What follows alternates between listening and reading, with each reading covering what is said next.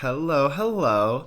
Welcome to Jake's Nook. My name is Jake, and I am going to be tier ranking every book that I have read so far in 2024. So it is October, so I still have a couple months left to squeeze in some more books, but I read so many books in the beginning of this year, and I kind of wanted to go through them all, and so my brain can kind of sort through all of the great things and not so great things that I've read this year. So the first thing I want to go over are my tiers that I created here. So I have at the top, need to have reread yesterday. These are the books that I literally think about almost every day. My next one is I think about this often. So these are the books that kind of have stuck in my head and that have kind of altered the way that I look maybe at the world, or that were really just that good that they really stuck with me. My third tier is would have loved if I was not annoying and pretentious. I actually made this tier specifically for one book, but I'm sure as I'm going through everything, I'll find some other things that fit in here just because I love writing style specifically. So if something is more just for suspense in the plot, I feel like I need more than that sometimes, you know? My fourth tier is boring but fine.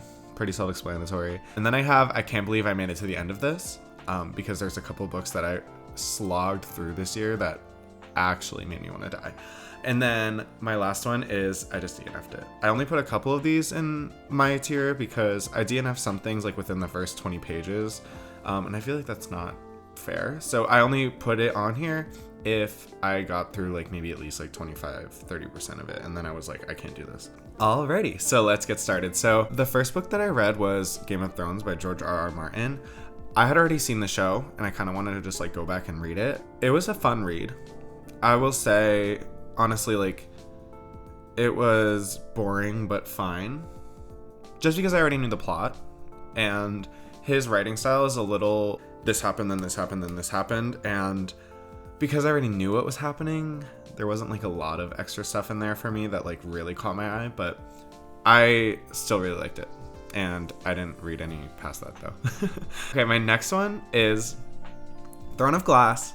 So I started and finished the series this year, and oh my gosh, absolutely adored it.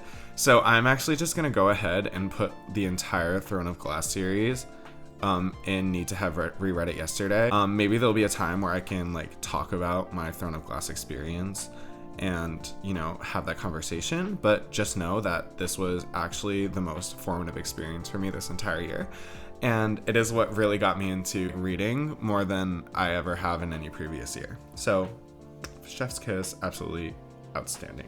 I read If We Were Villains by ML Rio. Another one that I need to have reread yesterday. I was a theater kid, and I think having a story set in this world that I know so well, that I really felt I could find myself in, was just absolutely outstanding.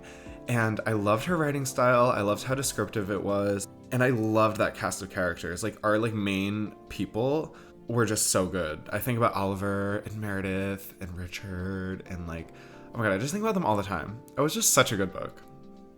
Oh my gosh. And I loved all the Shakespeare references and how just overly romantic it was. Oh my gosh, I could just sit there and read quotes from it all day. Okay. Next is Babel by R.F. Kuang. I'm gonna think about this often. It got a little slow for me at the end. I think that the whole last sequence of the book, I felt I just wasn't that engaged with. I think the very ending obviously hits, but I absolutely adored the way that this talked about translation, that translation and language is kind of at the base of everything, and I don't know, I just found that really beautiful. I started taking Latin on Duolingo because of this book. And yeah, it was just a really fun time, and I loved how academic it was. Having footnotes in a novel was kind of bizarre, but it works, Next I have Enchanted Hill. I'm gonna put would have loved if I was not annoying and pretentious. No, I'm actually gonna put it boring but fine.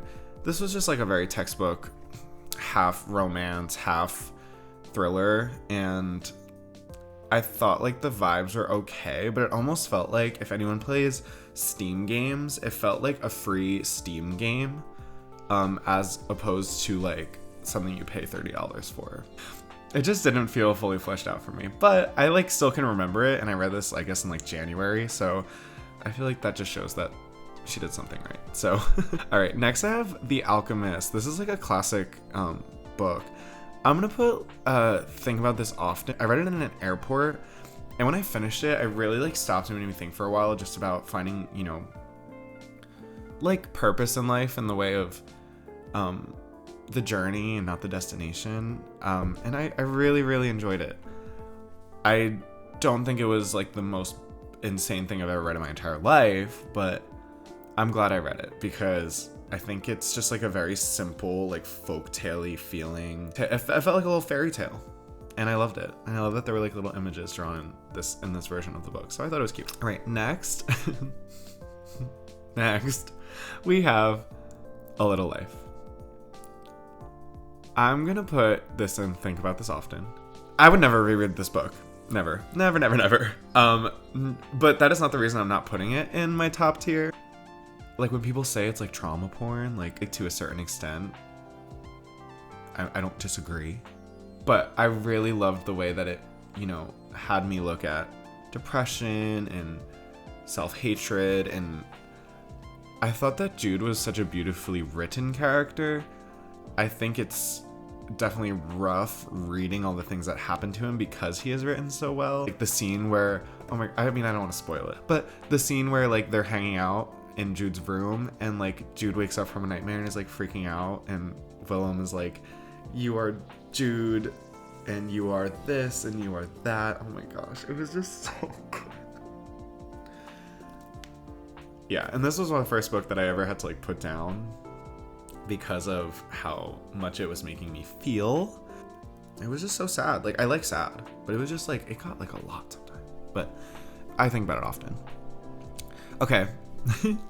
So next we have my book that I made my Would Have Loved If I Was Not Annoying and Pretentious tier. The Housemaid by Frida McFadden. It was fun. It was a fun time. But I just thought that it got so like cartoony supervillain at the end, and I just couldn't take it seriously. It's really as simple as that. Like I just could not take the book seriously. The initial twist, I was like, oh my gosh, that's so cool, what?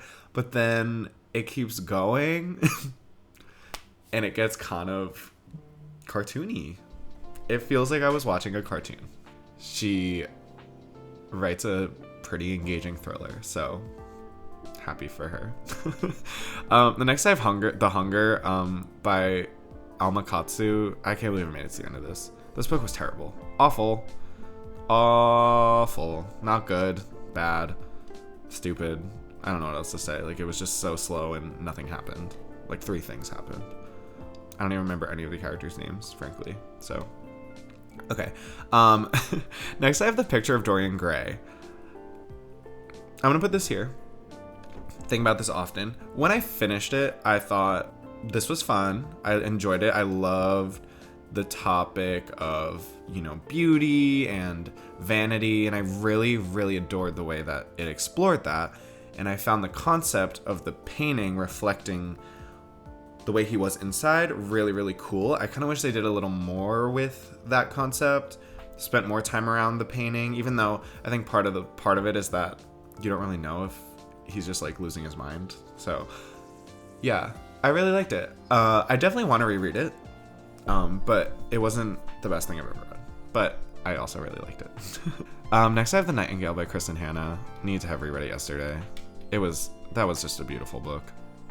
This was my first Kristen Hanna, and this is my only Kristen Hanna so far, but I want to read all of her books now because I love her writing style. It is detailed, but not annoyingly detailed. Her characters were just so lovable. Every single character in that book was amazing.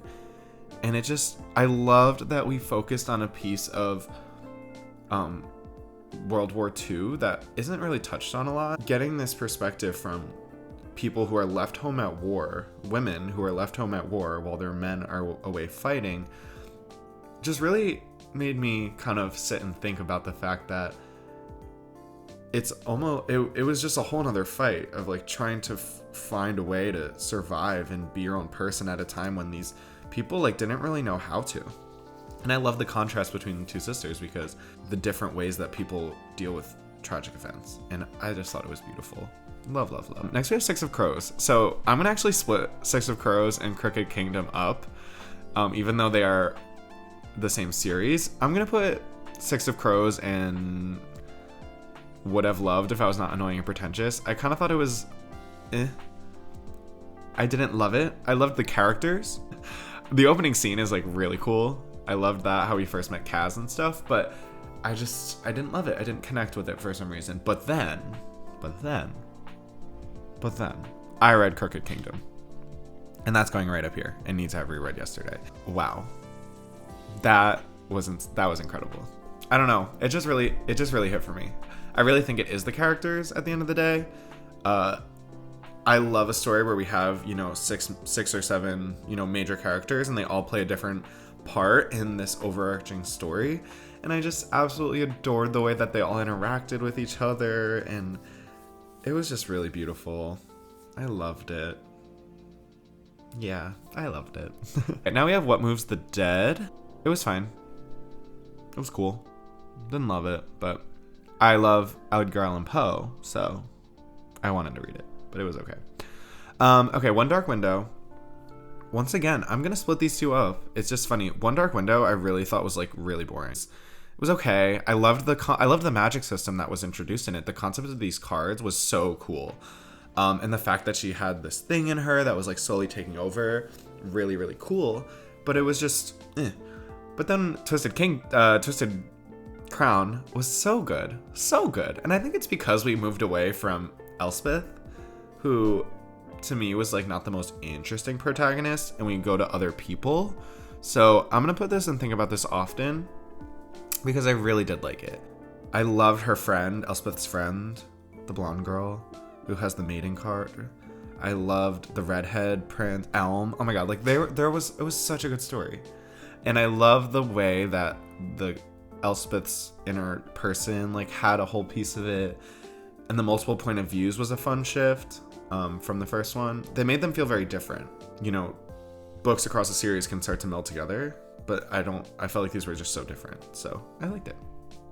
On Earth We're Briefly Gorgeous. That's going up here. Need to have reread yesterday. That book was just so insanely gorgeous. It was so beautiful. Oh my gosh. It was another book that, like, If We Were Villains, that I sat there afterwards and I just was thinking about the things that were said in it.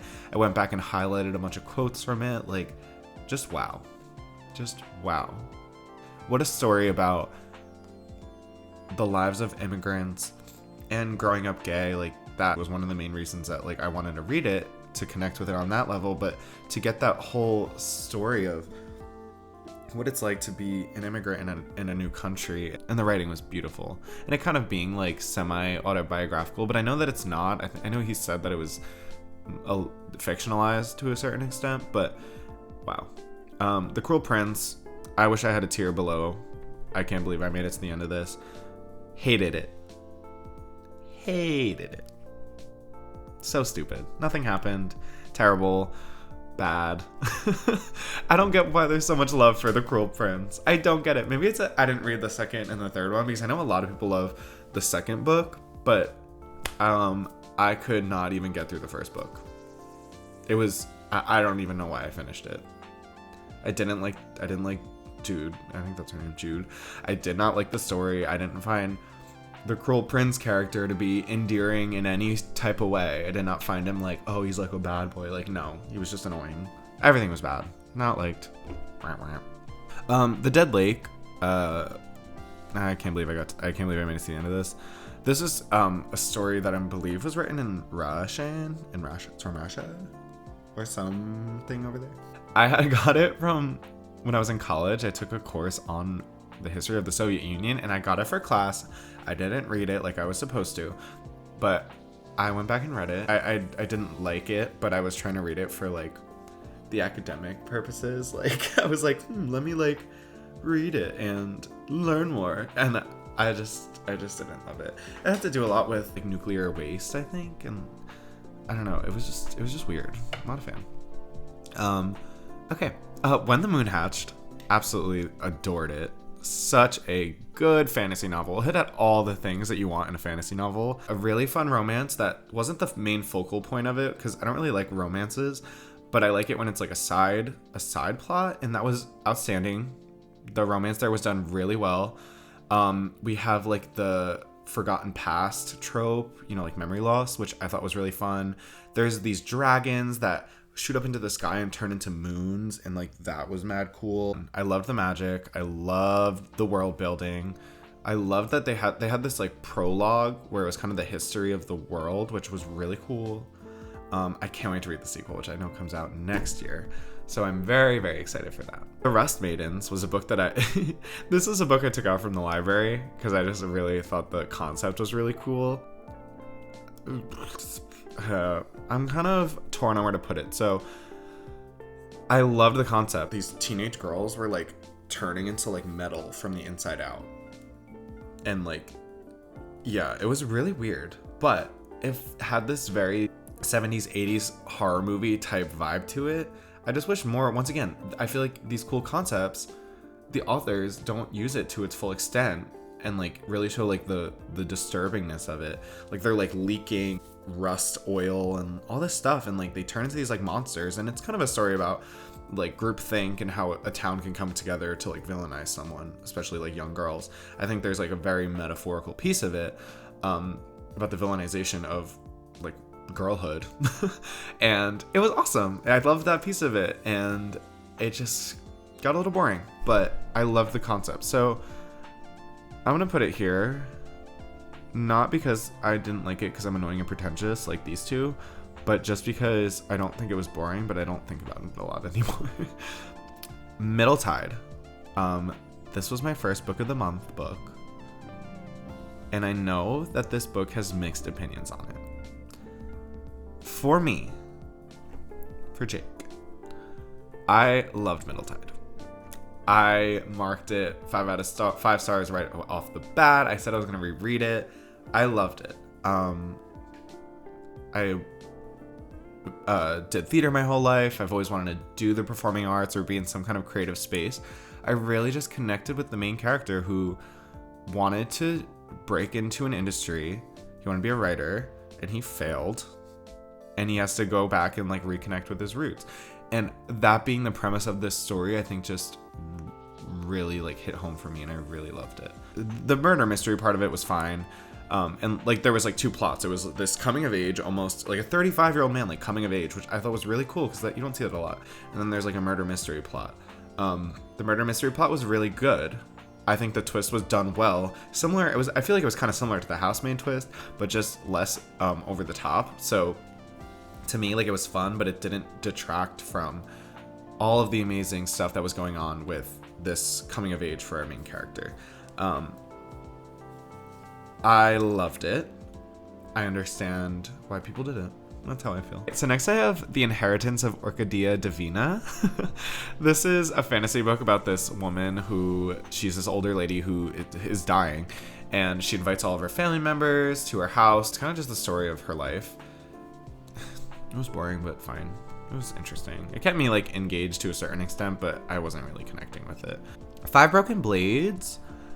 When I finished it, I was like, oh my god, this is the best thing ever. But looking back, like, it's not my favorite thing. I think I'm gonna put it in think about this often.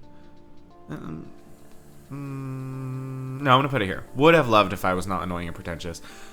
A lot of people call it the adult Six of Crows, which I get, but I still feel like Six of Crows was done better. I think the characters in Six of Crows are much more distinguished from each other, and their interpersonal relationships were much more well done.